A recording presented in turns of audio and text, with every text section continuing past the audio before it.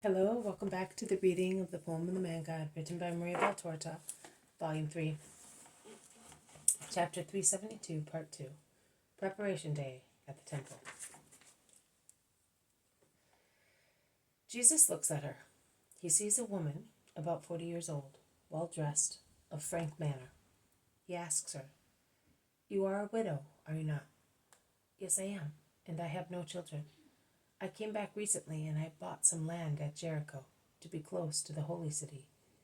But now I see that you are greater than it is, and I will follow you, and I beg you to accept me as your servant. I heard of you from your disciples, but you exceed what they told me." "All right, but what do you want exactly?" "To help you with the poor people and make people love you and know you as best I can. I know many people in the colonies of the diaspora, as I used to follow my husband in his business. I have means, but I need little for myself, so I can do quite a lot, and I am anxious to do much for your sake, and to pray for the soul of him who married me 20 years ago, and who was my loving companion until he breathed his last. He told me when he was dying, he seemed to prophesy, 'When I am dead, deliver this flesh of mine, which loved you, to the tomb, and go back to our country. You will find the promised one. Oh, you will see him.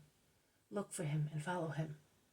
He is the Redeemer and the Reviver, and he will open the door of life to me. Be kind and help me to be ready when he will open heaven to those who have no debts with justice, and be good in order to deserve to meet him soon. Swear that you will do so, and that you will turn the unfruitful tears of widowhood into active strength. Follow the example of Judith, my darling, and all the nations will know your name. My poor husband, I ask you only to take cognizance of me. I will know you as a good disciple. Ye may go to Joanna as well, and may God be with you." As busy as bees, Jesus' enemies attack him once again, while he is making his way to the enclosure of the temple. After he has sacrificed his lamb, and has waited for those of the disciples to be sacrificed in order to have enough for everybody. "When are you going to stop posing as a king? You are not a king, and you are not a prophet. How long do you intend to trespass on our kindness, you sinner, rebel, and cause of evil to Israel? How many times have we to tell you that you have no right to act as a rabbi in here?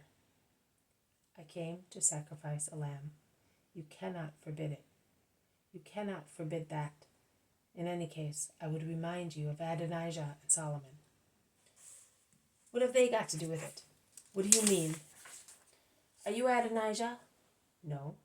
Adonijah made himself king by fraud, but wisdom was watching and advising, and Solomon only became king. I am not Adonijah. I am Solomon." "And who is Adonijah?" "All of you." "We? How can you say that?" "With truth and justice. We comply with the law, with every point of it. We believe in the prophets and—" "No, you do not believe in the prophets. They mention me, but you do not believe in me. You do not comply with the law. It prescribes just deeds, which you do not do. Even the offerings which you come here to make are not honest. It is written, 'The sacrifice of an offering unjustly acquired is a mockery.' It is written, 'The Most High takes no pleasure in offerings from wicked people.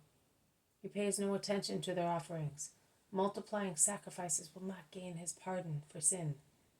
It is written, 'Offering sacrifice from the property of the poor is as bad as slaughtering a son before his father's very eyes.' That is what is written, Johanan. It is written, 'A meager diet is the very life of the poor.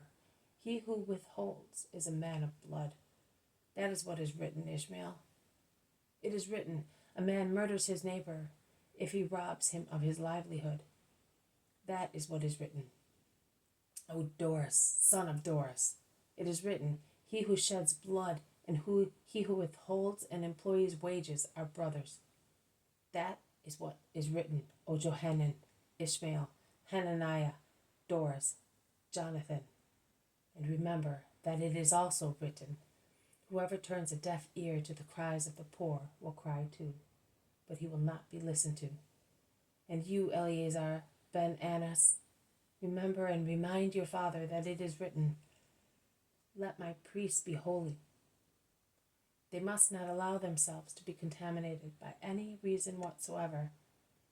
And you, Cornelius, had better know what is written, had better know that it is written, anyone who curses father and mother must die. And death is given not only by the executioner.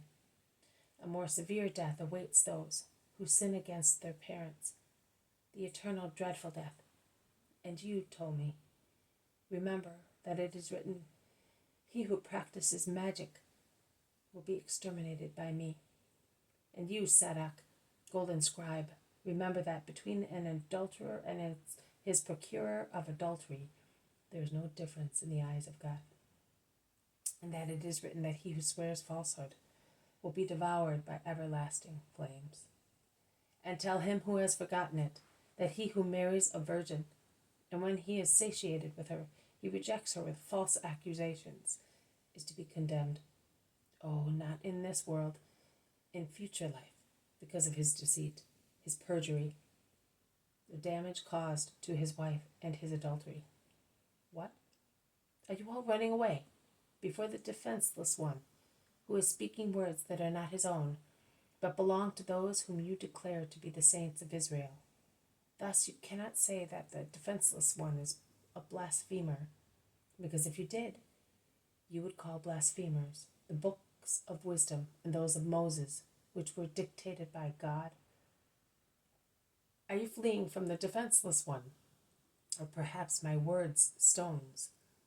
Or are they rousing your consciences by striking the hard bronze of your hardened hearts, and your consciences feel that it is their duty to become purified, not only in your bodies in this preparation day, so that you may consume the Holy Lamb without any sin of impurity?